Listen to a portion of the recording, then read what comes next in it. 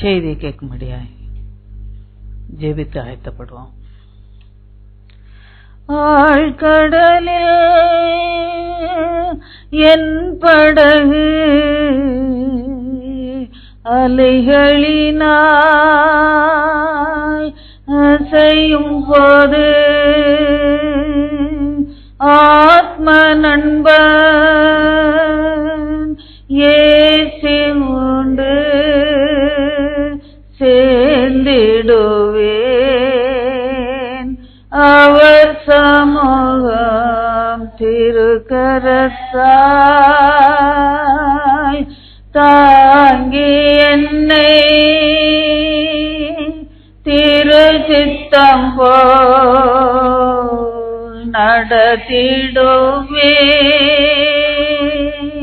குயவன் கையில்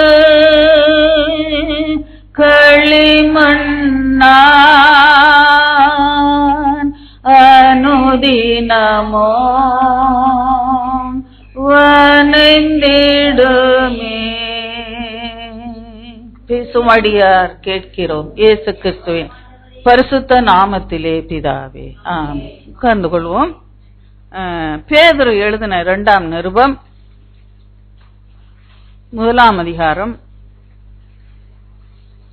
2, 3, 4 வசனம். தேவனையும் நம்முடைய கர்த்தராகிய இயேசுவையும் அறிகிற அறிவினால் உங்களுக்கு கிருபையும் சமாதானமும் பெருக கடவது. 3, தம்முடைய மகிமையினாலும் காருண்யத்தினாலும் நம்மை அழைத்தவரை அறிகிற அறிவினாலே ஜீவனுக்கும் தேவ பக்திக்கும் வேண்டிய யாவற்றையும் அவருடைய திவ்ய வல்லமையானது போதும் நமக்கு தந்து அருளினதும் அன்றி.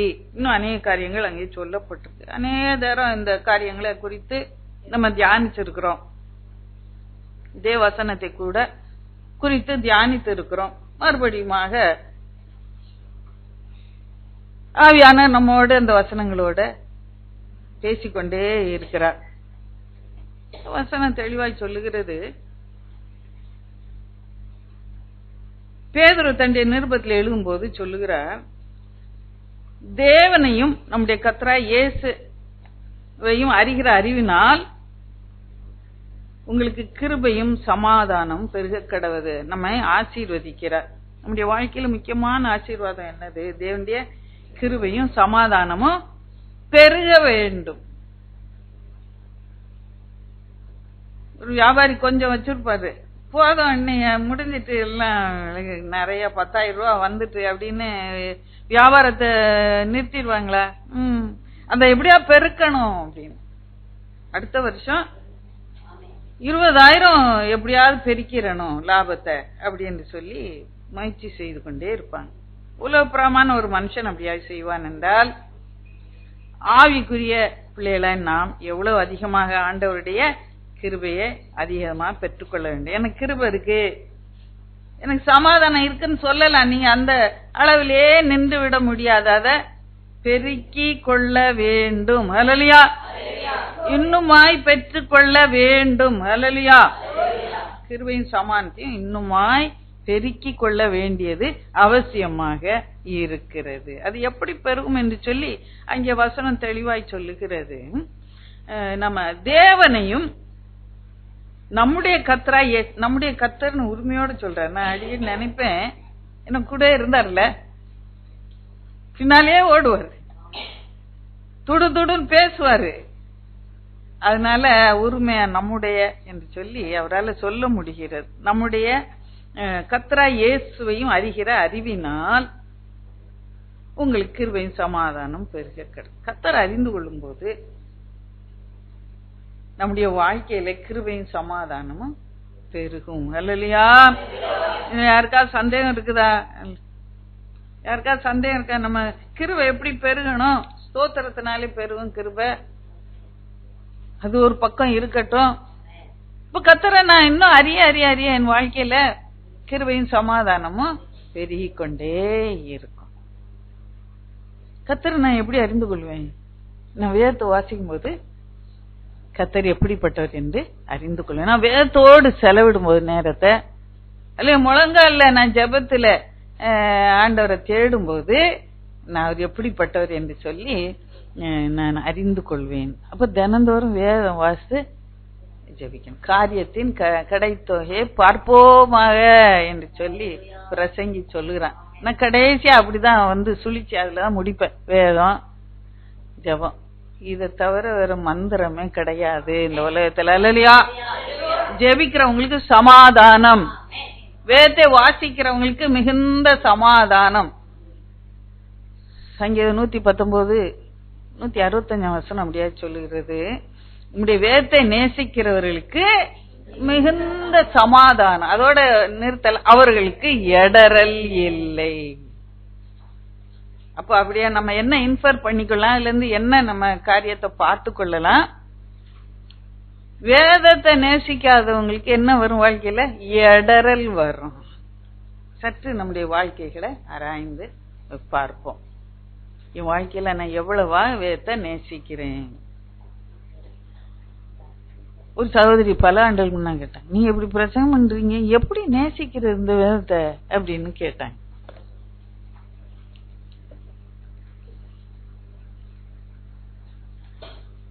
அது உங்க டேஸ்ட் வேற மாதிரி இருக்கலாம். உங்களுக்கு பிட்சா தான் பிடிக்கலாம், எனக்கு ரசம் சோறு தான் இஷ்டம். அது டேஸ்ட். வேதத்தை நீங்க எப்படி வாசிக்கிறீங்க? கடமைக்காக, கட்டாயத்துக்காக வாசிக்கிறீங்களா, இல்ல நேசித்து வாசிக்கிறீங்க? நீங்க தேவனை நேசித்தா கட்டாயம் இந்த வேதத்தை நேசிக்காம இருக்க முடியாது. அவர் என்ன சொல்றாருன்னு பாக்கலான்ட்டு நான் எடுத்து வாசிப்பேன். நீங்க அறிந்து, இது மாறாதது, இது ஒண்ணுதான் இந்த உலகத்துல மாறாதது அப்படின்னு நீங்க நினைச்சீங்கன்னா அத உங்களால நேசிக்காம இருக்க முடியாது. பொன்னையும் பொருளையும் புடவையும் நம்ம விரும்புறோம், அதை நேசிக்கிறோம். அதெல்லாம் அழிஞ்சு போறது.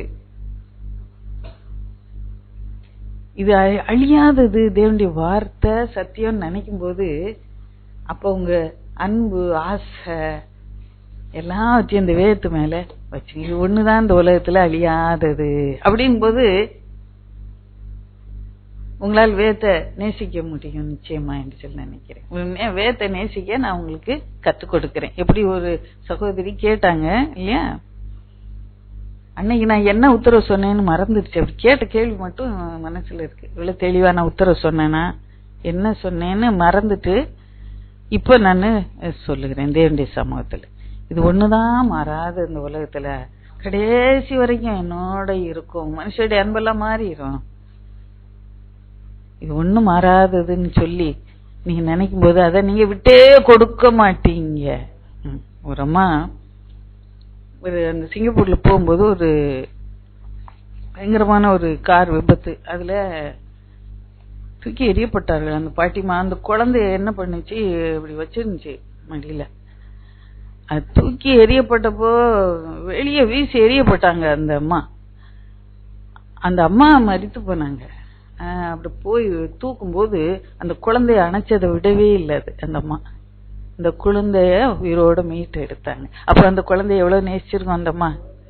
விபத்து நடக்கும்போது அது விட்டுட்டு நம்ம தப்பிக்கலாம் தான், நம்ம அடிபடாம காத்துக்கொள்ளணும் தான் நம்ம விரும்புவோம்.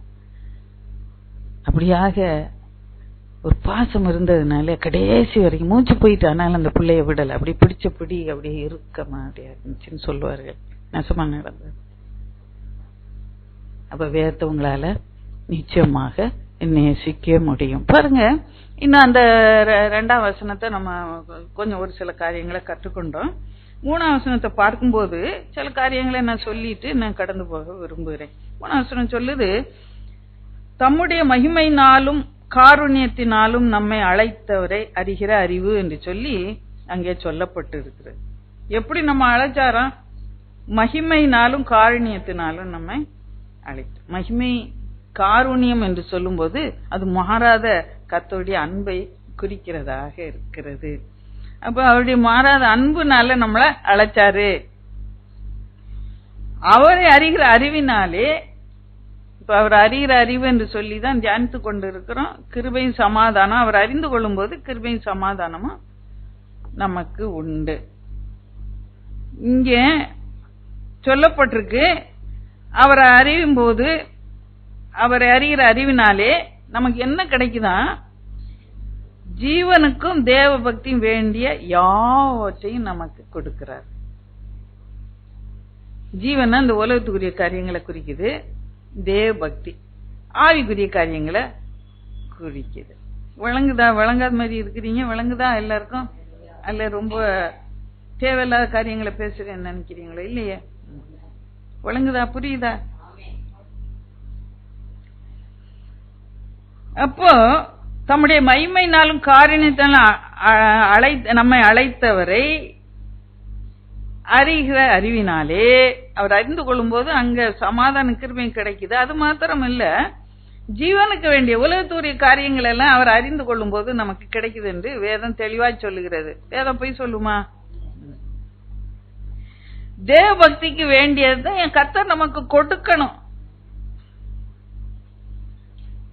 ஆவிக்குரிய காரியங்களையும் ஆசீர்வாதங்களையும் உலகத்துடைய ஆசீர்வாதங்களையும் காரியங்களையும் கர்த்தர் நமக்கு கொடுத்தால் ஒழிய நம்மால அனுபவிக்கவே முடியாது. அது எப்படி கொடுக்கிறார் என்று சொல்லும் போது, இந்தான்னு கொடுக்கல, அதுக்கு அவருக்கு ஒரு வல்லமை இருக்கு, அதனாலதான் கொடுக்க முடியும். திவ்ய வல்லமை, டிவைன் பவர் என்று சொல்லி பார்க்கிறோம். தெய்வீக வல்லமை. இன்னைக்கு நான் தட்டுல சாப்பாடு போட்டு சாப்பிடுறேன்னா அது ஜீவனுக்குரியது. அது அவருடைய திவ்ய வல்லமை எனக்கு கொடுக்குது. எப்படி திவ்ய வல்லமை எனக்கு ஆகாரம் கொடுக்கும்? சகோதரி சொன்னாங்க, செடியில ஆண்டவர் தண்ணிய ஊத்துனாரு எனக்கு எட்டாத உயரத்துல. அப்ப அந்த சின்ன வேலையை கூட உங்களால செய்ய முடியல. என் தேவனுடைய வல்லமை செஞ்சிச்சா? அலலியா, கரங்களை தட்டி கத்தர மயப்படுத்தும் தலைவேளையில. அலலூயா, சாபரக்ஷராபலகபரம். சற்று நீங்க தட்டு முன்னால உட்கார்ந்து சாப்பாடோட இருக்கும்போது அது எப்படி வந்துச்சுன்னு ஒன்னொன்னா யோசிச்சு பார்க்கணும். அரிசி எடுத்து நானு சோறு பொங்கினேன், சரிதான். அரிசி எப்படி பாத்திரத்துல வந்துச்சு? அரிசி நீங்க சொல்லுங்க, கடையில இருந்து வாங்க. கடைக்கு எப்படி வந்துச்சு அரிசி? வயல்ல இருந்து வந்துச்சு. வயல்ல எப்படி அரிசி வந்துச்சு? குடியான வேலை செஞ்சான், தோட்டக்காரன் வேலை செஞ்சான், அது வந்துச்சு. தோட்டக்காரனுக்கு எப்படி அது செய்ய முடிஞ்சு? அவன் விதை விதைச்சான், வந்துச்சு. அந்த விதை எப்படிங்க வந்துச்சு?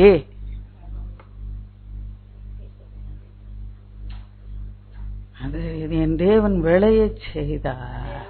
என் தேவன் விளைய செய்தார். விதையை கொடுத்தார். விதைக்கிறவனுக்கு விதையையும் புசிக்கிறவனுக்கு ஆகாரத்தையும் கொடுக்கிற தேவனுடைய வார்த்தை திவ்ய வல்லமை கொடுத்துச்சு. அல்லையா? அந்த விதைய போட்டா அது எப்படி முளைக்கும்? என் தேவன் முளைக்க செய்தாரு. வெறும் மண்ணு, களிமண்ணுல இருந்து கொஞ்சோண்டு தண்ணி அதுக்கு ஊத்தப்படுது. ஒரு செடிக்கு வயல்ல களிமண்ணா இருக்கு, அதுக்கு கொஞ்சம் தண்ணி ஊத்துறான் இல்லையா, ஒரு விதைய போடுறான். அவனால வேற எதுவும் செய்ய முடியுமா? போட்டுட்டு வானத்தை தான் பார்க்க. ஆண்டவர் விளைய செய்தாரு. மண்ணுக்குள்ள இருந்து, தண்ணிக்குள்ள இருந்து, சகதிக்குள்ள இருந்து நல்ல சாப்பிட ஆகாரத்தை எனக்கு உண்டாக்கி கொடுத்தவர் என் தேவன். அரிசிய யாராவது உருவாக்க முடியுமா? எவ்வளவோ விஞ்ஞானிகள் இருக்கிறாங்க, சயின்டிஸ்ட். ஒரே ஒரு அரிசி கிரெயினை உண்டாக்க முடியுமா? ஒரு தானியத்தை உண்டாக்க முடியுமா? எவ்வளவு விஞ்ஞானம் எல்லாம் பண்றாங்க. ஒரு சொட்டு ரத்தத்தை உண்டாக்க முடியுமா? ரத்தம் வேணா இன்னொரு மனுஷங்கள்ல இருந்து ரத்தம் எடுத்து கொடுக்க. திவ்ய வல்லமையானது நமக்கு தந்தருளினது. ஹல்லேலூயா. அப்ப தட்டுல நான் பார்க்கும் போது தேவனுடைய திவ்ய வல்லமைய நினைக்கணும். அவர் தான் இதை உருவாக்கி, இந்த ஆகாரத்தை உருவாக்கி தந்தாரு. என் ஜீவனுக்கு தேவையான எல்லாத்தையும் அவர் தருகிறார். அல்லையா? அதே போல ஆவிக்குரிய தேவ பக்திக்குரியதையும் அவர் ஒருவரே எனக்கு தருகிறார். நான் வேத்த வாசிச்சேன், நான் இப்படி வாசிச்சேன், இப்படி கற்றுன்னு, இப்படி ஜெபம் பண்ணேன், நான் அபிஷேகத்துல அப்படி இருக்கிறேன் நிறைஞ்சி. ஒன்றுமே இல்லை, ஒன்றுமே இல்லை, ஒன்றுமே.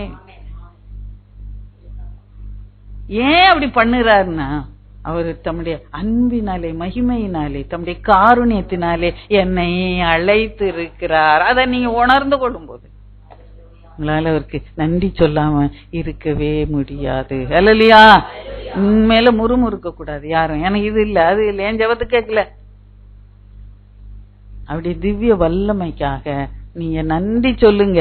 உங்க ஜீவனுக்கு வேண்டிய யாவற்றையும் ஆண்டவர் கட்டளையிடுவார். கரங்களை தட்டி கத்தர மேம்பட்டோமா? நம்முடைய ஆவிக்குரிய தேவைகளையும் அதிசயமாகவே சந்திப்பார். தேவ பக்திக்கானவைகளை அவர் தான் நமக்கு கட்டளையிடணும். இல்லையா? பாருங்க, அந்த வசனம் அப்படியாக சொல்லும் போது அந்த நிருபத்தின் கடைசி வசனத்தை கூட வாசிப்போம். அது எவ்வளவு முக்கியமான, இந்த நிருபம் பூரா அப்படியே இருக்கும். ஆனா கடைசி வசனத்தை வாசிப்போம். நம்முடைய கர்த்தரும் இரட்சகருமாகிய இயேசு கிறிஸ்துவின் கிருபையிலும் அவரை அறிகிற அறிவிலும் வளருங்கள். போதும் போதும் போதும். இங்க பாருங்க, அதேதான் அந்த முதல்ல எப்படி ஆரம்பிச்சாரோ 2ஆம் வசனத்துல, அந்த நிருபம் முழுவதும் அப்படியாத்தான் வரும். அதோட தான் அவர் அதை கன்க்ளூட் பண்ணுகிறார், அதை முடிக்க. நீங்க ஒரு கட்டளையா அவர் சொல்லுகிறாரு, நீங்க இயேசு கிறிஸ்துவின் கிருபையிலும் அவரை அறிகிற அறிவிலும் வளருங்கள். கட்டாயம் வளர்ந்துதான் ஆகணும். நீங்க பிறந்த குழந்தை பிறந்த மாதிரியே இருந்துச்சுன்னா சந்தோஷமா, முதல்ல இவ்வளோண்டா இருக்கும் குழந்தை, பிறந்தவனே ரொம்ப சந்தோஷமா இருக்கும். அதை வச்சு ஐயோ எவ்வளோண்டா இருக்கு, இவ்வளோண்டா இருக்கு, தூக்கி தூக்கி தூக்கி சந்தோஷப்படுவோம். அப்படியே ஒரு வருஷம் இருந்தா சந்தோஷமா இருப்பீங்களா?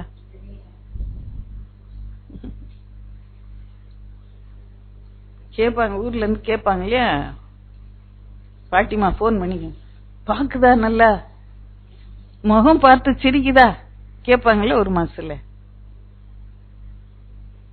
வளரணும். பிறண்டு படுக்குதா, திரும்பி படுக்குதா கேட்பாங்க. 2.5 மாசம் குப்புற படுக்குதா, தவழுதா, பல்லு முளைச்சிருச்சா, ஏன் அது இவ்வளோண்டா நல்லா இருக்குல்ல, அப்படியே வச்சுக்கிட்டு கட்டாயம் வளர்ந்துதான் ஆகணும். அல்லையா? அது என் தேவன் நமக்கு அந்த கிருபையை நமக்கு தருவாராக. அல்லையா? எனக்கு ஒரு வசனத்தை வாசிப்போம். இந்த எப்படி தேவனுடைய பிள்ளைகள் அவரை அறிந்து கொண்டார்கள் என்று சொல்லி ஒரு சில காரியங்களை நம்ம பார்க்கணும். அதுல எசேக்கியா ராஜாவை குறித்து ஒரு சில வார்த்தைகளை நான் சொல்ல விரும்புகிறேன். ஏசாயா 38ஆம் அதிகாரம் 2-3 வசனங்களை வாசிங்க. ஏசாயா 38:2-3 வாசிங்க. அப்பொழுது தன் முகத்தை சுவர்புறமாக திருப்பிக் கொண்டு வாசிங்க. கர்த்தரை நோக்கி, ஆ கர்த்தாவே, நான் உமக்கு முன்பாக உண்மையும் மன ஒழுக்கமாய் நடந்து உமது பார்வைக்கு நலமானதை செய்தேன் என்று நினைத்தருளும் என்று விண்ணப்பம் பண்ணி மிகவும் அழுதான். பாருங்க, அவன் வாழ்க்கையில ஒரு போராட்டம் வந்துச்சு. போராட்டம் வந்துச்சுன்னா அப்படியான மரணத்துக்கு ஏதுவான ஒரு போராட்டம். அவ்வளவு நாள் என்ன ஒரு வியாதியோட இருந்தான், பயங்கரமான வியாதி. வியாதினோடனே பயந்துருங்க. அன்னைக்கு ஒரு தம்பிக்கு நாக்குல கட்டி இருக்கு, ஜோம் பண்ணுங்கன்னா ஒரு 5 நிமிஷம் இங்க சத்தமே இல்லை, அப்படியே அமைதி. என்ன அந்த கட்டி பையனுக்கா ஜோம் பண்ண எனக்கு வந்துருமோன்னு பயம் போல. ஒருத்தருமே கொஞ்ச நேரம் ஜோம் பண்ணவில்லை, அப்படியே இருந்துச்சு. ஐயோ மீந்த துக்கம். அந்த பையனுக்கா தொடர்ந்து ஜோம் பண்ணுங்க, கர்த்தர் சுகத்தை கொடுத்து வருகிறார். இங்க வியாதினோடனே பயந்துறாங்க, அதான் நான் சொல்றேன். அவனுக்கு ஏற்கனவே வியாதின்னா அவனுக்கு வைத்தியம் செஞ்சுட்டு இருந்திருப்பாங்களா மாட்டாங்களா? அரண்மனையில இருக்கிற ராஜா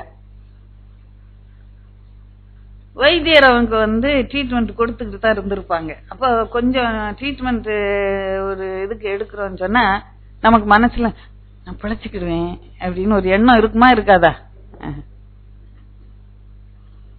ஒருவேளை நான் செத்து போயிடுவானோ அப்படின்னு நினைப்பான் அவன். அப்படிதான் அந்த தொடர்ந்து அந்த பாட்டுல சொல்றான்.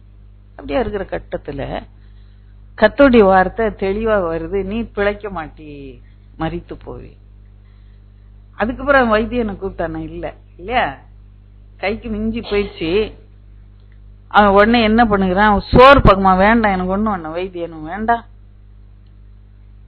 எனக்கு அரமனையும் வேண்டாம், எனக்கு சேவகனும் வேண்டாம், ஒன்னும் வேண்டாம், எனக்கு ஒருத்தரும் வேண்டாம், நான் ஒருத்தர் முகத்தையும் பார்க்க நானே விரும்பல, என் தேவனுடைய முகத்தை நான் பார்ப்பேன் என்று சொல்லி அவர் சங்கீதம் 22:24 ஒரு அருமையான சங்கீதம். அது வசனம் அருமையான வசனம் வாசிப்போம். 22:24 நன்றா எல்லாம் கவனித்துக் கொள்ளணும். இது உங்களுக்கு நேராய் வருகிறது, இது எசேக்கியாவுக்கு நேராய் இல்ல, உங்கள் ஒவ்வொருவருக்கும் நேராய் இந்த வசனம் வருகிறது. உபத்திரவப்பட்டவனுடைய உபத்திரவத்தை ஆண்டவர் தேவன் என்னை அழைத்தவர், என்ன அவருடைய காருண்யத்தினாலே அவருடைய மகிமையினாலே என்ன அழைத்தவர், அவர் என்னை அருவருக்கவே மாட்டார். உபத்திரவப்பட்டவனுடைய உபத்திரவத்தை மத்த எல்லாரும் இருப்பாங்க, எல்லாரும் அருவருப்பாங்க. அண்ணன் தம்பி அம்மா அப்பா அக்கா எல்லாரும் இருப்பாங்க. வாசிங்க. முகத்தை மறைக்காமலும் இருந்து தம்மை நோக்கி அவன் கூப்பிடுகையில் கேட்டறினார். என்ன அலலியா சரி கரங்களை தட்டுவோமா, என்ன மகிமையான ஒரு என்ன அவ்வளவுதானா, அவ்வளவுதான் கர்த்தருக்கு மகிமையா. எசேக்கியா தேவன் எப்படி இருந்து கொண்டான்னு சொல்லி பார்க்கும்போது அவர் என் ஜெபத்தை கேட்கிறவர் என்று அறிந்து கொண்டார். நீங்க அறிந்திருக்கிறீங்களா? அல்லேலூயா. என் ஜெபத்தை அவர் கேட்கிறவர் என்று அறிந்திருக்கிறீர்களா? அப்படி அறியாதபடினாலே தான் அநேக வேளையில நம்ம சோர்ந்து போகிறோம். என் ஜெபத்துக்கு பதில் இல்லையே என்று சொல்லி சோர்ந்து போகிறோம். அவர் உபத்திரப்பட்ட வேண்டிய உபத்திரத்தை அற்பமாய் நினைக்க மாட்டாராம், அருவருக்க மாட்டாராம். அது மாத்திரம் முகத்தை மறைக்கவும் மாட்டார். நம்ம வேண்டிக் கொள்வதை அவர் நிச்சயமாக கட்டளையிடுவார். அந்த அறிவு அந்த எசேக்கியாவுக்கு இருந்தது. அவன் வாழ்க்கையில அப்புறமா சமாதானம் அவனுக்கு கிடைத்தது என்று சொல்லி பார்க்கிறோம். ஜெபத்தை கேட்கிறவர் என்று நீங்க அறிந்து கொள்ளும் போது பூர்ண சமாதானம் உங்க வாழ்க்கையில உண்டாகும். அல்லேலூயா. பூர்ண கிருபை உண்டாகும். அல்லேலூயா.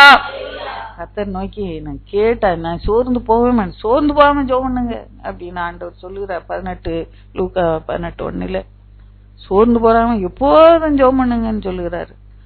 அதுக்கு ஒரு உதாரணம் சொல்ல, அது எழுத்த அளவுல அங்க ஏட்டு சொரக்காய் போல இருக்கு. உதாரணம் சொல்லுகிறாரு.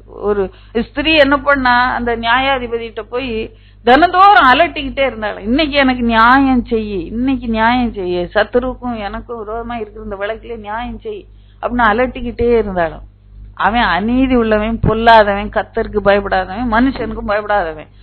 அந்த நியாயாதிபதி என்ன பண்ணான், உள்ளத்துல அன்னைக்கு சொல்லி கொண்டு அவன் அந்த ஜட்ஜ்மெண்ட் அன்னைக்கு கொடுக்க போகிறான். இன்னைக்கு நான் தீர்ப்பு செய்வேன், இவ அடிக்கடி என் வாசல்ல இப்படியா தொந்தரவு பண்ணுறா, மறுபடியும் என் வீட்டுக்குள்ள வராதபடிக்கு நான் இன்னைக்கு போய் நியாயம் செய்வேன் என்று சொல்லி அவன் புறப்பட்டு போனான். அப்ப ஆண்டவர் சொல்கிறாரு, அந்த அநீதி உள்ள நியாயாதிபதி சொன்னதை கேளுங்க, அப்ப நான் நீதி உள்ள நியாயாதிபதி, நான் இரக்கம் செய்யாமல், நீதி செய்யாமல் இல்ல இரக்கம் செய்யாமல் இருப்பேனோ, சீக்கிரத்திலே உனக்கு இரக்கம் செய்வேன் என்று இரவும் பகலும் கூப்பிடுற உங்களுக்கு ஜெபத்தை கேட்கிறவர் என்ற அறிவு வேண்டும். இன்றைக்கு அந்த அறிவு இருக்கும்போது நீங்க சோர்ந்து போக மாட்டீங்க, சமாதானத்தை இழந்து போக மாட்டீங்க.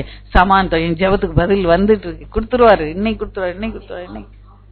அந்த சமாதானத்தோட அந்த சந்தோஷத்தோட உங்களால இந்த உபத்திரத்தை தாண்டி கடந்து போக முடியும். ஜெபத்தை கேட்டாரா எசேக்கியா?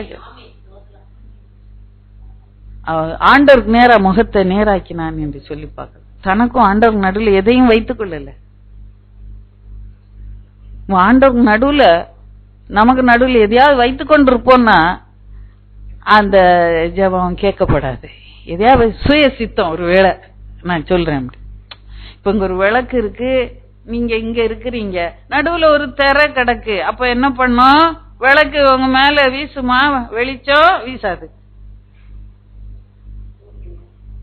நேரம் அந்த விளக்க பார்த்தா உங்க முகமும் பிரகாசமா இருக்கும். அப்படியாக அதான் நோக்கி பார்த்த முகங்கள் பிரகாசம் அடைந்தன வெக்கப்படல, பிரகாசம் அடைந்தது வெக்கப்படல.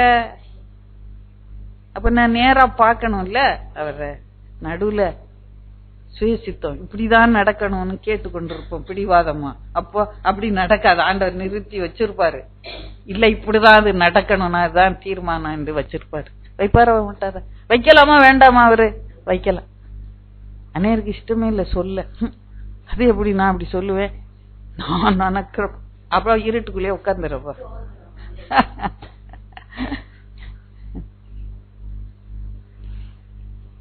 அவன் என்ன பண்ணான்? வேற ஒண்ணும் எனக்கு வேண்டாம். எனக்கு உடனே என்ன பண்ணிருப்பாங்க? அவனை ஆறுதல் படுத்த எல்லாம் வந்திருப்பாங்க மனுஷர். வேண்டாம் எல்லாம் போங்க போங்க போங்க போங்க எல்லாரும். அண்ணன் தம்பி எல்லாம் வந்திருப்பான், மனைவி வந்திருப்பா, எல்லாரையும் வரட்டிட்டு யாரையும் திரும்பி பார்க்கல. ஆண்டவரை நோக்கி நம்முடைய ஜெபம் அப்படியா இருக்க வேண்டும் இல்லையா?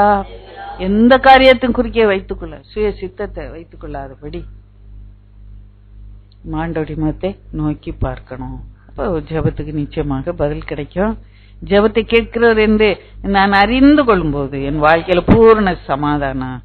நீங்க ஜெபத்துக்கு அவர் பதில் கொடுக்கிறது நீங்க அறிந்து கொள்ளும் போதுதான் நீங்க அவரை நோக்கி பார்ப்பீங்க. அவனுக்கு கையில வல்லமை இருந்தது. சரி, இந்த வைத்தியம் மருந்து கொடுத்து ஒன்னும் கேட்கல. நான் வெளிநாட்டுல இருந்து கொண்டா ஒரு அங்க சீரியா தேசத்துல ஒரு வைத்தியம் எனக்கு அங்க இருந்து கொண்டா, ஏப்துல ஒரு நல்ல வைத்தியம் எனக்கு கொண்டா அப்படி என்று சொல்லி அவன் கட்டளை இடல. அவன் அங்க சொல்லுறான். அவன் என்ன ஜெபம் பண்ணான்ற அனுபவிச்சான்றது அந்த பிற்பகுதியில வெகு தெளிவாக அவன் அதை சங்கீதமாக பாடி வைத்துக்கான். ஆண்டவரே என் காரியத்தை உன் மேல சாட்டி விட்டு என்று சொல்லு. அப்படியாக நம்முடைய ஜெபம் அப்படியாக டோட்டல் டிபெண்டன்ஸ், டோட்டல் சரண்டர், அப்படியாக நம்முடைய ஜெபம் முழுமையாய் ஒப்பு கொடுக்கப்பட்ட ஒரு வாழ்க்கையாக. உபத்திரம் வரும்போது நம்ம மறுபடியுமா கர்த்தருடைய கரத்துல அர்ப்பணித்து நம்ம ஜெபிக்க வேண்டியவர்களாக இருக்கிறோம் இல்லையா? செய்வீர்களா செய்வீர்களா அதை செய்வீர்கள். பாருங்க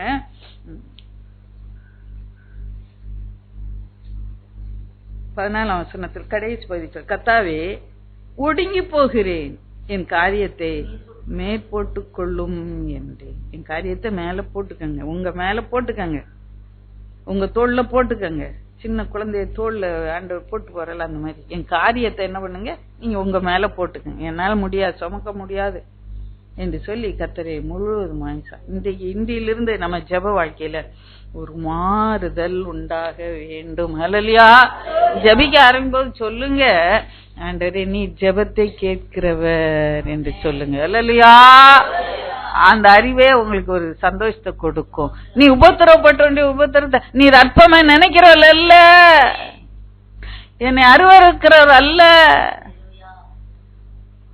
நீ முகத்தை மறைத்துக் கொள்கிறவர் அல்ல. நாமை நோக்கி கூப்பிடும் போது என் ஜெபத்துக்கு பதில் கொடுக்கிற தேவன் நீர் என்று சொல்லி அவர் அறிந்து கொண்டு அவரை துதித்து நீங்க கேட்கும் போது நிச்சயம் உங்க ஜெபம் கம்மியா இருக்கணும், நீங்க அவரை துதிக்கிறது அதிகமாக இருக்கணும். ஆவிக்குரிய பிள்ளைகள் வாழ்க்கையில நீ இன்னைக்குதான் ஆண்டவருக்குள்ள வந்தா நான் அப்படி சொல்ல மாட்டேன் உங்களுக்கு, நீங்களாம் ஆவிக்குரிய பிள்ளைங்க இல்ல. அப்ப நம்ம கேட்கறது ஆண்டவர்கிட்ட குறையாயி நம்ம துதிக்கிறது அதிகமாக இருக்கணும். பேலன்ஸ் இப்படி போயிடணும். அப்போ சீக்கிரத்திலே பதில் வரும், அதி சீக்கிரத்திலே பதில் வரும். விசுவாசிக்கிறீங்களா? கர்த்தர் நிச்சயமாகவே அப்படியாகவே செய்வார். அல்லேலூயா. நான் ஜெபத்தை கேட்கிறேன் அறிந்து கொள்ளும்போது எனக்குள்ளே ஒரு பெரிய சமாதானம் இருக்கும். என்னை யாரும் அசைக்க முடியாது. யாராவது வந்து சொன்னா கூட, என்னதும் சொன்னா கூட நான் பயப்படவே மாட்டேன். அல்லேலூயா. இந்த யோசபாத் ராஜா அப்படிதான் யுத்தத்துக்கு இந்த 3 ஜனக்கூட்டம் சேர்ந்து வருதுன்னாங்க. அவன் என்ன பண்ண, உடனே ஆலயத்துல போய் விழுந்தான். நீங்க தான் எனக்கு. அவன் ரதங்களை எத்தனை இருக்கு எண்ணி பாருப்பா, சேனாதிபதிய கூட என்ன எங்க இருக்கான், வர சொல்ல அப்படின்னு கலாட்டா பண்ணல. நேர தேவாலயத்துக்கு போ. அவன் போனோன்னு எல்லாருமே ஓடி வந்தாங்க. எல்லா உபாசம் இருந்து ஜெபம் பண்ணாங்க. அந்த ஜெபத்தை முடிக்கும் முன்பதாக ஆண்டவர் ஒரு வெளிப்பாடை கொடுத்தார். அவங்க ரகசியமா என்ன அந்த ஒரு வழியா வரணும்னு யுத்தம் செய்யறவங்க அந்த மந்திர ஆலோசனை எல்லாம் பண்ணுவாங்க தெரியுமா? ரகசியமா ஒரு செஸ் என்னும் மேட்டு வழியா வரணும்னு பிளான் பண்ணி வச்சிருந்தாங்க. அதை கர்த்தர் அவங்களுக்கு முதல்ல வெளிப்படுத்தி, செஸ் என்னும் மேட்டின் வழியா வர்றாங்க. அது யூசுவலா அது வழக்கமா பெரிய திரளா கூட்டமா வர்றவங்க அது வழியா வரமாட்டாங்களா. அது வெறும் நேரோ ஸ்ட்ரெயிட், ஒரு சின்ன ஒரு பாதை கணவாய் மாதிரி, அது வழியா பெரிய சேனை வர முடியாது. ஆனா இவங்கள சர்ப்ரைஸா தாக்கணும் என்று சொல்லி அவங்க அந்த வழியை தெரிந்து கொண்டு அது வழியா வரணும்னு ரகசிய ஆலோசனை பண்ணாங்க. ஆனா ஆண்டவர் முந்தின நாளே யோசபாத்துக்கு சொல்லிட்டாரு, அவங்க இந்த சிஸ் என்னும் மேட்டின் வழியா வர்றாங்க, நீங்க ஆயத்தமா இருங்க. அது மாத்திரமல்ல, அவன் உடனே என்ன பண்ணா, எனக்கு வெற்றி தந்துட்டான்னு சொல்லி துதித்து கொண்டே அவங்க அந்த வழிய போனாங்க. பெரிய ஜெயம் கிடையாது. ஜெபத்தை கேட்கிறவர் நம்முடைய தேவன், அதுவும் விசேஷமா உபாச ஜெபத்தை அதிகமாய் கேட்கிற தேவன். ஹல்லேலூயா, ஹல்லேலூயா. இந்த நாட்களிலே நான் கேட்பேன், விசுவாசத்தை வர்த்திக்க பண்ணணும்னு கேட்பேன், உபவாசத்தை பலப்படுத்துங்க என்று சொல்லி நான் அதோட சேர்த்து கேட்பேன். விசுவாசத்தை வர்த்திக்க பண்ணுங்க ஆண்டவரே, ஜெபத்தின் ஆவியை ஊற்றுங்க, உபவாசம் இருக்கு என்ன பலப்படுத்துங்க, என்ன பலன் எல்லாம் குண்டி போகிறது. ஒரு காலத்துல தண்ணி கூட குடிக்காம ஒரு நாள் முழுக்க உட்கார்ந்து போய் முடியல. டாக்டர் சொல்லுவாங்க, அம்மா மாத்திரை போடுறீங்க, நீங்க உடனே சாப்பிடணும். அதெல்லாம் ஜெயிக்க ஆண்டவர் நமக்கு பலன் தரணும். தருவார மாட்டாரா? அல்லேலூயா, அல்லேலூயா. உச்சாமை சொல்லுவோம், அல்லேலூயா. ஜெபத்தை கேட்கிறேன் என்று சொல்லி நான் அவரை அறிந்து கொள்ளும் போது என் வாழ்க்கையில சமாதானம் உண்டாகி இருக்கும். ஒருவேளை நீங்க கேட்பது இன்னைக்கு கிடைக்காதா இருக்கும், 10 நாள் கழிச்சுதான் கிடைக்குமா இருக்கும். ஆனா நான் கேட்டுட்டு என் ஜெபத்தை கேட்டாரு அப்படின்னு நான் காத்திருப்பேன். காத்திருக்க பலனை தருவார். அல்லேலூயா, அல்லேலூயா. 2வதாக ஒரு காரியம், அநேக காரியங்கள் இதுல பேசலாம். நான் 2வது குறிப்புக்கு போகிறேன். பேதுருவை குறித்து ஒரு சில வார்த்தைகளை நான் சொல்ல விரும்புகிறேன். மத்தேயு 14ஆம் அதிகாரம்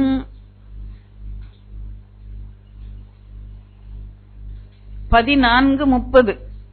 மத்தேயு சுவிசேஷம். இயேசு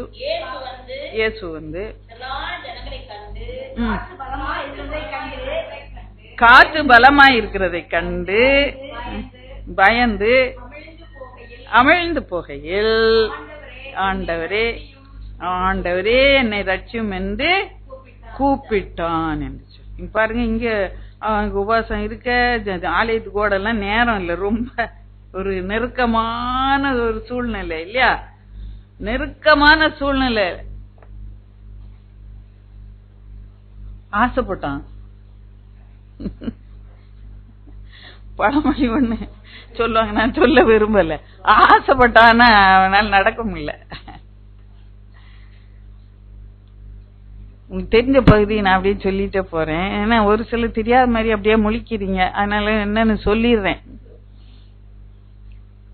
அங்கே 5 அப்பத்தை 2 மீனை போஷிக்கிறாங்க. ஆண்டவர் 5000 பெருக்கி போஷிக்கிறார். அப்புறம் என்ன பண்ணாரு ஆண்டவர், கொஞ்சம் ஜெபம், ஏன்னா ஜனங்களோட 3 நாள் இருந்ததுனால பிதாவோட தனியா இருக்க முடியல. அதனால என்ன பண்ணாரு, நான் மலைக்கு போய் ஜெபம் பண்ண, நீங்க சீக்கிரம் ஏறி போங்க போங்க போங்க போங்க, படவுல ஏத்தி அனுப்புற. நல்லா தெரியும் அவருக்கு என்ன வருது, புயல். இன்னைக்கு சென்னையில இருக்கும், இலங்கை கிட்ட புயல் வருது வருது வருது வருது வருது வந்துட்டே இருக்கு. ஆனா இன்னைக்கு ஆண்டவர் நமக்கு வெயில தந்திருக்கிறாரு. அல்லேலூயா. என் தேவனுடைய கரத்தை மிஞ்சி எந்த புயலும் அடிக்க முடியாது, அந்த வெயிலும் அடிக்க முடியாது, அந்த மழையும் வர முடியாது, அந்த காற்றும் வீச முடியாது. அவருடைய வல்லமை, திவ்ய வல்லமை கரங்களை தட்டிக்க தருமை. அல்லேலூயா.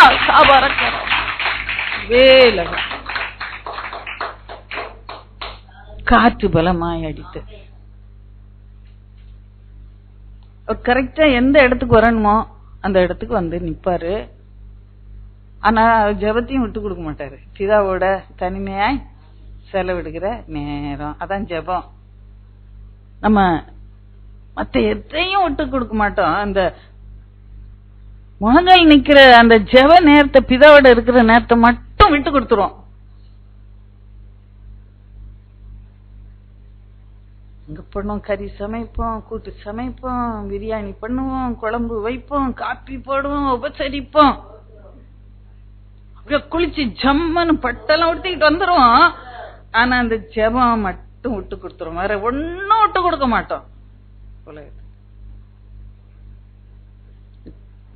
பிதாவானவரை போய் பார்த்துட்டு அவர் மலையில இருந்து இவங்க படுற பாட பார்த்து இறங்கி வர்றாரு. நீ படுற பாட பார்த்துட்டு அப்படியே மலை உச்சியில் உட்கார்ந்துகிட்டே இருக்கிற தேவன் நம்முடைய தேவன் அல்ல.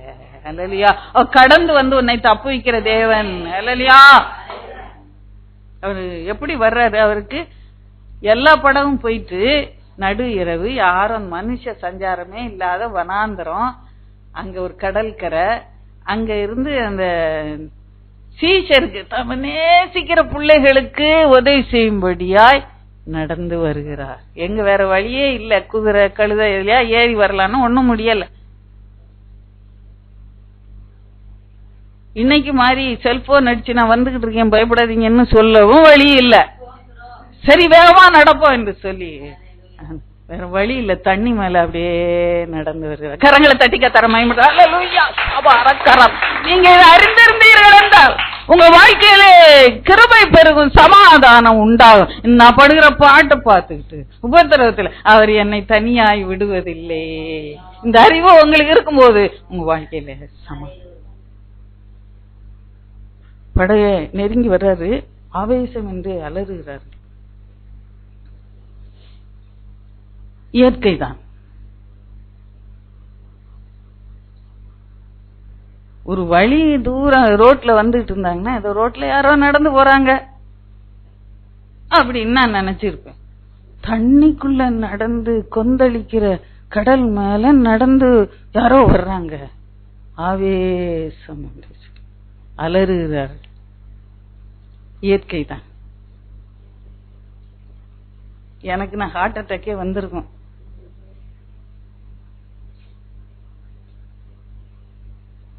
அப்புறகு இயேசுன்னு அறிந்து கொள்றாங்க. பேதுருக்கு ஒரு நப்பாச, நானும் ஏன் நடக்க கூடாது, நீரே ஆனால் நானும் நடக்க. அந்த 12 பேர்லயும் அவன் மட்டும் கேட்டான்னா யோசிப்பேன். அவன் மேலே ஆண்டவர் ஒரு தனி நோக்கத்தை வச்சிருந்தாரு. இப்படியான வாஞ்சைகள் அவனுக்குள்ள இருந்தபடினாலே என் இயேசு போல நான் நடக்கணும் என்று அவனுக்குள்ள இருந்ததுனால இப்ப பேதுருவை மட்டும் ஏன் தெரிந்து கொண்டாரு? நீ கேபாவா இருக்கிறாய், இந்த கல்லின் மேல் என் சபையை கட்டுவேன், பாதாளத்தின் வாசல் அதை மேற்கொள்வதில்லை. இதோ கையில இந்த திறவுகோலை கொடுக்கிறேன் என்று சொல்லி கொடுக்கிறார். ஏன் அப்படி கொடுத்தாரு அவனுக்கு மட்டும்? ஏன்னா அவனுக்குள்ள ஒரு வாஞ்சை, இயேசு போல நான் நடக்கணும் அப்படின்னு. அதுக்கு அந்த ஆசை ஒருவேளை யோவானுக்கு இருந்தா அவனை ஆண்டவர் திறவுகோலை கொடுத்திருக்கலாம். ஆனா அவனுக்கு பேதுருக்கு அப்படியான ஒரு ஆசை உள்ள, இயேசுவை போல நடக்கணும், உன்னை இயேசுவை போல நடக்க நானும் உம்மிடத்துல வர கட்டளையிடுங்க. அவன் பாக்குறான் ஜம்முன்னு சரின்னு ஆண்டவர் சொன்ன உடனே அப்படியே நடந்து வருகிறான். கொந்தளிக்கிற கடல்ல இயேசு போல நடக்கிறான். ஹல்லேலூயா, ஹல்லேலூயா. கர்த்தருக்கு எந்த பெரிய காரியங்களை செய்ய உனக்கு ஒரு வாஞ்சை இருக்கும் என்றால், ஹல்லேலூயா, அவர் என்னையும் அப்படியாக பயன்படுத்துவார் என்ற வாஞ்சை உனக்கு இருக்கும் என்றால் உனக்குள்ளே பெரும் கிருபை பெருகும். ஹல்லேலூயா.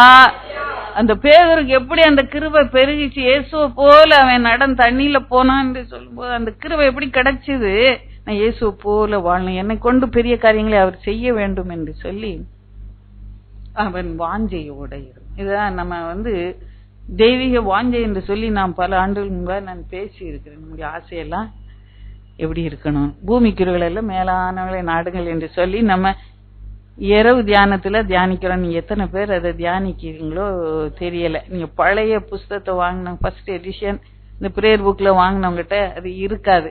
செகண்ட் எடிஷன் நீங்க ஒண்ணு எடுத்துக்கொண்டு போங்க. அதுல அந்த இரவுல படுத்த பிறகு என்ன நினைக்கணும் அப்படி என்று சொல்லி நாங்க எழுதி இருக்கிறோம். அதுல எத்தனை பேர் வாசித்திருக்கீங்க? வாசிக்கல, நிறைய பேருக்கு தெரியல. புக்கா மோன வச்சு எல்லாம் தூக்கி அடிச்சாச்சு, பழைய பேப்பரோட போயிடுச்சு.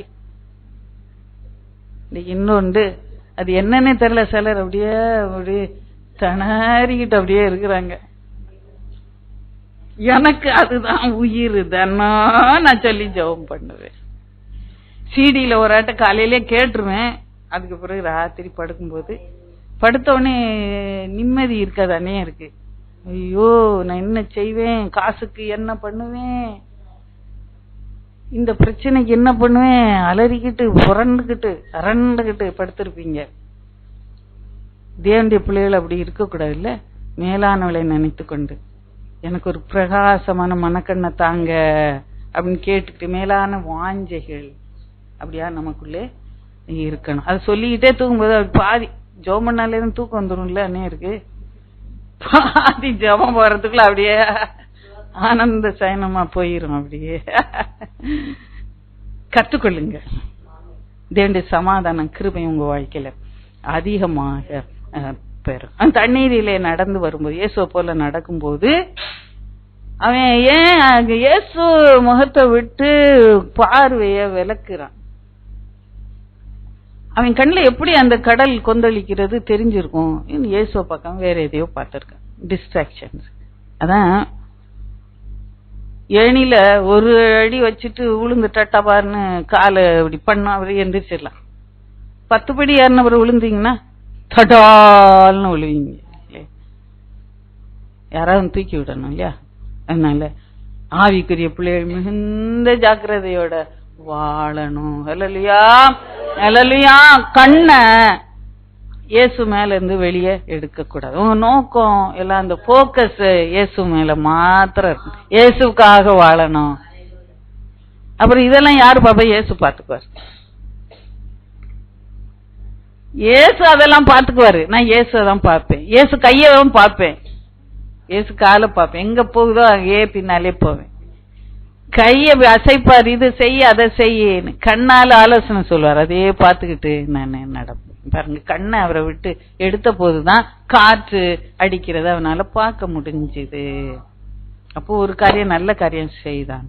ஆண்டவரே என்ன ரட்சியும், ஜெபத்தை கேட்கிறவர் ரட்சிக்கிறவர் என்று சொல்லி பேதுரு அறிந்து கொண்டு. இன்னைக்காவது உங்க உபத்திரவத்துல ஆண்டவரே ரட்சியும் என்று சொல்லி கூப்பிட்டீங்களா? என்னெல்லாமோ வார்த்தைகளை பிளவரி அப்படியா சொல்லி பூக்கோத்து அப்படியெல்லாம் ஜெபம் எல்லாம் பண்றோம். ஆண்டவரே ரட்சியும்னு சொல்றீங்களா? பிரச்சனை வரும்போது ஒருவேளை உடனே போய் நம்மளால முழங்கால் போட முடியாது. டெலிபோன் கேட்கறீங்க, ஒரு செய்தி வருது, ஆண்டவரே ரட்சியும் மனசுக்குள்ளே நீங்க சொல்லுங்க. ஒருத்தவங்க ஒரு செய்திய சொல்றாங்க, ஆண்டவரே ரட்சியும் என்று சொல்லி கேளு. உங்களுக்குள்ள ஒரு எண்ணம் வரும், என் கரம் என் பர்சு வெறுமையா இருக்கு, ஆண்டவரே ஆண்டவரே ரட்சியும் சொல்லி கூப்பிடுங்க. ஹல்லேலூயா. உடனே நம்ம ஆண்டவருக்கு தான் தேவனுக்கு தெரியப்படுத்த வேண்டியது அவசியமாக இருக்கிறது. அவரை சார்ந்து வாழ கற்றுக்கொள்வோம். தேவனுடைய சமாதானம் பெறும். அவன் வேற எதுவும் பார்க்காம வேற யாரையும் கூப்பிடாம, சிலர் இயேசுவை தொந்தரவு பண்ண கூடாதுன்னு என்ன பண்ணுவாங்க, வேற யாரையா போய் தொந்தரவு பண்ணாங்க, வேற ஊழியக்காரன். யோவான கூப்பிட்டுருக்கலாம், யோவானே வாப்பா நான் தண்ணிக்குள்ள விழுந்துட்டப்பா, யோவானே அந்த ஒரு துடுப்பு இருக்குல்லப்பா அதை போடப்பா, அந்த லைஃப் போட் இருக்குல்ல கொஞ்சம் எடுத்து போடப்பாங்க, நான் தண்ணிக்குள்ள போறேன் கூப்பிட்டாங்க. ஆண்டவரே ரட்சியும். ஹல்லேலூயா. கூடுவீங்களா? பிரச்சனைன்னு நினைக்கும் போது ஆண்டவரே ரட்சியும். கடன் பிரச்சனையில இருந்து என்ன ரட்சியும், நான் குடியிருக்கிற இடத்துல சாட்சியா வாழும்படி என்ன ரட்சியும், இந்த பிசாசின் கிரியையிலிருந்து என்ன ரட்சியும், இந்த வில்லி சூனிய கட்டுகளிலிருந்து என்ன ரட்சியும், இந்த கேஸிலிருந்து என்ன ரட்சியும். நான் ஆண்டவர்கிட்ட போன உடனே ஒரு திட்டு வாங்கிக்கிட்டான். கைய பிடிச்சு உடனே தூக்கி விட்டார். நல்லா நடந்தப்பா, வெரி குட் ட்ரையல் அப்படின்னு சொன்னாரு. ஏன் பயப்பட்ட? ஏன் சந்தேகப்பட்ட? அற்ப விசுவாசியே.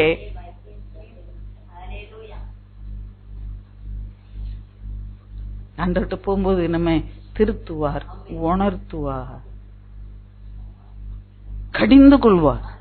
நல்லது. நீதிமான் என்னை கடிந்து கொள்வது மிகவும் மிகவும் நல்லது. அது என் தலைக்கு எண்ணெய போல இருக்கும். எண்ணெய் தலையில் வச்சோன்னு நல்ல ஆரோக்கியத்தோட இருக்கிறோம்னு அர்த்தம் இல்லையா? காய்ச்சக்காரன் வைப்பானா? சளி பிடிச்சி லொல்லுன்னு இருமுறை வைப்பானா? தலையில வைக்க மாட்டார். கர்த்தர் நம்மை கடிந்து கொள்ளட்டும். அது எனக்கு ஆரோக்கியத்தை கொடுக்கும் என் வாழ்க்கை. இல்லையா? ரட்சிக்கிறவர் என்று அறிந்து கொண்ட. அதனால்தான் என்னை யாருன்னு சொல்றாங்கன்னு சொல்லும் போது ஒவ்வொருத்தர் சொன்னாங்களா, தீர்க்கதரிசி ஒருத்தன் யோவான் என்னெல்லாமா சொல்றாங்க. பேதுரு என்ன சொன்னாரு? நான் யாருன்னு சொல்லும்போது, நீ ஜீவனுள்ள தேவனுடைய குமாரனுடைய கிறிஸ்து. கரங்களை தட்டி கர்த்தரை மகிமைப்படுத்துவோம். அல்லேலூயா.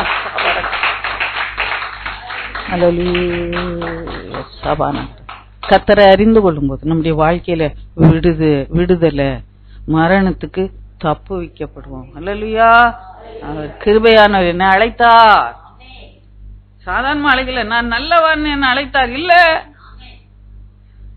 தம்முடைய காருண்யத்தினாலும் தம்முடைய மகிமையினாலும் என்னை அழைத்தார். அவரை அறிகிற அறிவு எனக்கு வேண்டும். ஜீவனத்துக்கு வேண்டியதையும் தருவார், தேவ பக்திக்கான வேலையும் அவர் தருவார். நம்முடைய வாழ்க்கையில் 2 காரியம் இல்லையா? உலகத்துக்குரிய காரியங்களையும் சாட்சியா இருக்கணும், அதே வேளையில தேவ பக்தியிலையும் நம்ம சாட்சியா இருக்கணும். இது 2ஐயும் அவருடைய திவ்ய வல்லமை எனக்கு தரும். அல்லேலூயா. அவருடைய டிவைன் பவர் எனக்கு தரும். கடைசியா நான் இன்னும் ஒரு காரியத்தை நான் சொல்ல விரும்புகிறேன். அவருடைய அறிவு என்று சொல்லும்போது ஒரு காரியத்தை நம்ம வாசிப்போம். யோவான் சுவிசேஷம் 16ஆம் அதிகாரம் 32-33. யோவான் 16:16. இதோ நீங்கள் சிதறுண்டு அவன் தன் இடத்துக்கு போய் என்னை தனியாய் விட்டு விடும் காலம் வரும். நல்லா கவனித்துக் கொள்ளுங்க. வாசிங்க. அது இப்பொழுது வந்திருக்கிறது, ஆனாலும் நான் தனித்திரேன், பிதா என்னோட கூட இருக்கிறார். என்னிடத்தில் நன்றா கவனிக்க வேண்டும். என்னிடத்தில் உங்களுக்கு சமாதானம் உண்டாயிருக்கும் பொருட்டு இவைகளை உங்களுக்கு சொன்னேன். உலகத்தில் உங்களுக்கு உபத்திரவம் உண்டு, ஆனாலோ திடன் கொள்ளுங்கள், நான் உலகத்தை ஜெயித்தேன் என்று. ஆண்டவர் பிரியிற காலம் வருது, சீஷரை விட்டு பிரியிற காலம் வருது. அப்ப அந்த யோவான் முதல்ல இருந்தே எழுதுறாரு இல்லையா, என்னெல்லாம் நடக்கும் அப்படி என்று சொல்லி எழுதி கொண்டே வர நிறைய ஆலோசனைகளை சொன்னார். 13, 14, 15, 16, 17 இந்த வசனங்களை, இந்த அதிகாரங்கள் யோவான்ல பார்க்கும்போது வேற ஏதாவது அந்த இடத்துல அற்புதம் நடந்த மாதிரி இருக்கா, அற்புதம் செய்த மாதிரி இருக்கா, தேவாலயத்துக்கு போய் பிரசங்கம் பண்ண மாதிரி இல்லை, அப்படியெல்லாம் இல்லை. தேவாலயத்துக்கு போய் உபதேசம் பண்ணார்னு இருக்கா, இல்ல. தம பிரியமானவர்களை நேசிக்கிறவர்களை சீஷர்களை ஒன்றா உட்கார வச்சு காரியங்களை சொல்லுகிறார். உங்க இருதயம் கலங்காத இருக்கட்டும், எந்த சமானத்தை நான் உனக்கு தரேன், நான் போறேன்னு சொல்லிட்டாரு. நீங்க அதுக்காக கலங்க வேண்டாம். நான் போய் ஒரு இடத்த உங்களுக்கு ஆயத்தம் பண்ணி திரும்ப வருவேன் உங்களை கூட்டி கொண்டு போக.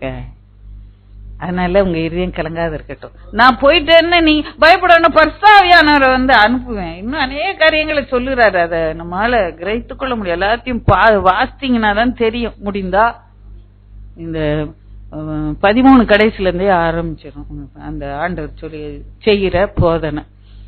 17, 18 வரைக்கும் இருக்கு. அது நீங்க வீட்டுல போய் முடிஞ்சா நீங்க மதியான நேரம் முழிச்சிருப்பீங்கன்னா நீங்க வாசிச்சு பாருங்க. நான் போய் ட்ரெயினுக்கு ஆயத்தப்படணும், சாப்பாடுலாம் கட்டி. அதனால இன்னைக்கு உங்களோட நின்று எனக்கு பேச நேரம் இல்லை. ஆனாலும் நான் முதல்ல வாசிட்டேன். அதை என்ன இன்னைக்கு மத்தியானம் வாசிக்க முடியாது, முதல்ல வாசித்து விட்டுட்டு வந்திருக்கேன். சமானத்தை நான் தான் வழி, வேற வழியா ஓடிடாதீங்க. நான் செத்து போயிட்டேன் எனக்கு காணும்னு வேற எங்கிட்டா ஓடிடாதீங்க, நான் தான் வழி அப்படிங்கிற இன்னும் அநேக காரியங்களை சொல்லி அப்புறமா அந்த சொல்லு இவங்களெல்லாம் நீங்க அறிந்து கொண்டீர்களா, சரி வாங்க போவோம் அப்படி என்று சொல்லி எழுந்து புறப்பட்டு போற அந்த இது கடைசியில எல்லாவற்றையும் அறிந்து கொண்டீர்களா, சரி வாங்க போலாம். இங்க சொல்லுகிறாரு ஏன் அவர் அறிந்து கொள்ளணும், ஏன் அப்படியே வார்த்தைகளை நம்ம அறிந்து கொள்ளணும், தியானிக்கணும், ஏன் வேதத்தை வாசிக்கணும்.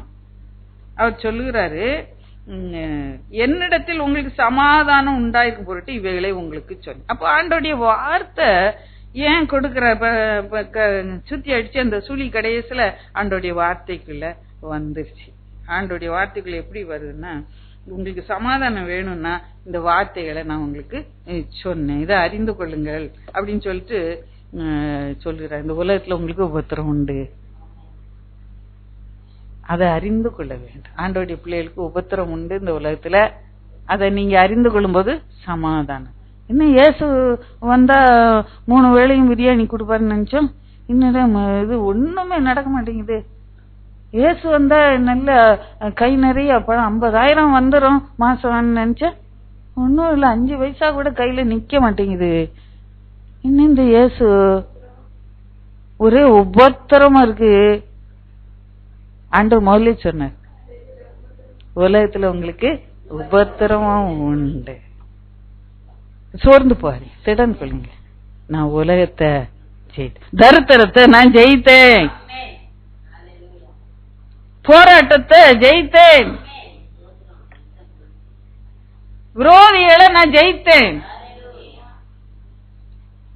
உனக்கு என்னென்ன பிரச்சனை எல்லாம் இருக்கோ அதெல்லாம் நான் ஜெயித்தேன். சண்டை அநேகமா வீட்டுக்குள்ள வர்றது இந்த துட்டு காரியமா தான் இருக்கும். துட்டு நல்லா இருந்தா பையில போட்டுக்கிட்டு பீச்சுக்கு போவாங்க, கடைக்கு போவாங்க, பூ வாங்குவாங்க, அல்வா வாங்க, எல்லாம் வாங்க. துட்டு குறைஞ்சா போச்சு சமாதானம். துட்டு மேல நம்பிக்கையை வைக்கிறவங்களுக்கு தான் துட்டு இல்லைன்னா சமாதானம் குறையும். அது ஆண்டவர் சொல்ற, உலகத்துல உங்களுக்கு உபத்திரம் உண்டு, திடன் கொள்ளுங்கள், நான் உலகத்தை ஜெயித்தேன் என்று சொல்ல. கரங்களை தட்டி கத்தர மயம்பட்டவங்க.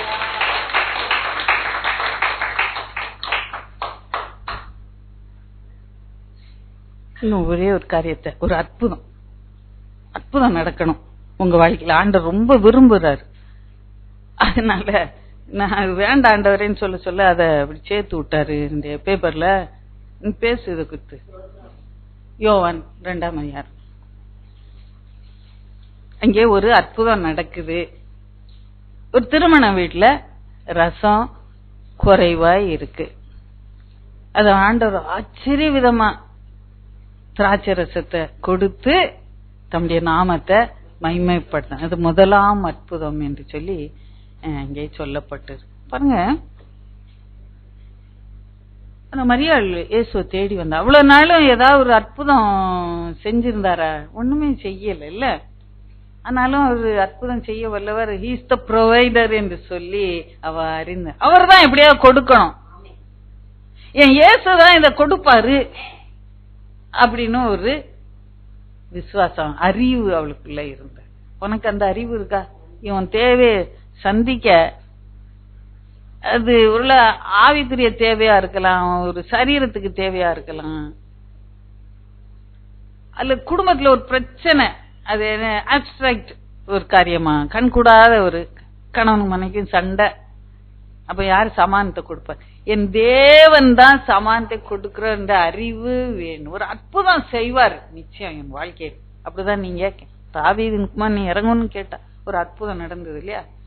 தாவீதின் குமார் அறிந்திருந்தா, அவர் கண்ணை கொடுக்கிறவர் என்று அறிந்திருந்தான், அவர் வல்லமுடையவர் என்று அவன் அறிந்து. இந்த பிச்சைக்காரனுக்கு கண்ணு குருடா இருக்கிறவனுக்கு எப்படி இதெல்லாம் தெரிஞ்சு?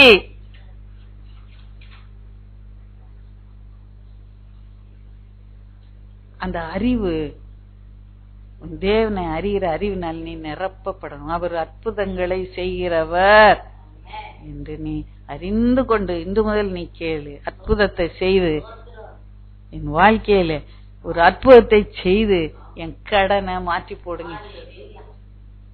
காற்றையும் காணும் மழையும் காணும் பள்ளத்தாக்க தண்ணீராலே நிரப்ப வல்லவர். அல்லேலூயா. ஒரு அற்புதம் செய்து எங்க குடும்பத்துல உள்ள சண்டையெல்லாம் நீக்கி போடுவாரு. விடுவாரா? செய்வாரா? செய்வாரு. சமானத்தை தருவாரா குடும்பத்துல? அல்லேலூயா. அல்லேலூயா. சொல்லுங்க, கரங்களை தட்டிக்க. மயம்படுத்துங்க. குடி பழக்கம் எப்படி மாறிப்போம்? ஒரு அற்புதத்தை செய்வார். பின்மாற்றம் எப்படி மாறும்? ஒரு அற்புதத்தை செய்வார் உன் மகள் வீட்டிலே. உடைந்த குடும்பம், என் தேவன் ஒரு அற்புதத்தை செய்வார். அந்த விசுவாசம் உனக்கு, அற்புதங்களை செய்கிறவர் என்ற ஒரு தரிசனம் உனக்கு வேண்டும். உனக்கு ஒரு தரிசனம் வேண்டும். உனக்கு ஒரு தரிசனமான கண்ணு வேணும். இயேசுவை பார்க்கும்போது, இயேசு மாத்திரம் பார்த்துட்டு இருக்கும்போது உனக்கு அந்த தரிசனம் கிடைக்கும். இயேசு அற்புதத்தை செய்கிறவர் என்று. இல்லைன்னா வேற எப்படி கிடைக்காது? அந்த மரியாள் அற்புதத்தை பார்த்ததே இல்லை ஒரு நாளும். ஆனாலும் he is the provider என்று, he is my divine provider என்று சொல். காரியத்தை மேற்பட்டு ஆண்டவரே நீங்க கொடுங்க, இயேசுவே நீங்க கொடுங்க, ரசம் வேணும் எனக்கு, அவ்வளவுதான். டக்குன்னு கொண்டு ரசத்தை டேபிள்ல கொண்டு வச்சாங்க. இல்லையா? ஆண்டவர் ஒரு அற்புதம் செய்கிறவர் என்று சொல்லி உனக்கு ஒரு தரிசனம். அன்னைக்கு மரியாளுக்கு இருந்தது அந்த தரிசனம். உனக்கு அந்த தரிசனம் உண்டா? உனக்கு அந்த தரிசனம் உண்டா? அப்படியா? நம்ம கண்களை மூடி ஜெபத்துக்குள்ளாய் கடந்து போவோம். ஜெபத்துக்குள்ளாய் இந்த அந்த அற்புதம், அந்த தரிசனம் என்று சொல்லி நான் அப்படியாக இந்த செய்தியை நான் கன்க்ளூட் பண்ண விரும்புகிறேன். உனக்கு என்ன வேணுமோ இப்போ நீ ஆண்டவர்கிட்ட கேளு. உனக்கு இந்த தரிசனம் வேணும், அவர் கொடுக்கிறவர். என் கணவனுக்கும் எனக்கும் சமானத்தை கொடுக்கிறவர். கேளுங்க. ஒரு அற்புதம் தான் செய்யணும். இது உலகப்புறமா இந்த சிக்கல் பிடுங்கெல்லாம் தீராது. நீங்களா பிரிக்க விரும்பினீங்கன்னா சாட்சி சொல்லுவாங்க. நாங்களா பிரிக்க விரும்பினோம், ரொம்ப பிரச்சனை ஆயிட்டு முடிச்ச எடுக்க விரும்பினோம். ஆண்டவர் திடீர்னு ஒரு அற்புதத்தை செய்து அல்லேலூயா சமாதானத்தை உண்டாக்கினார்.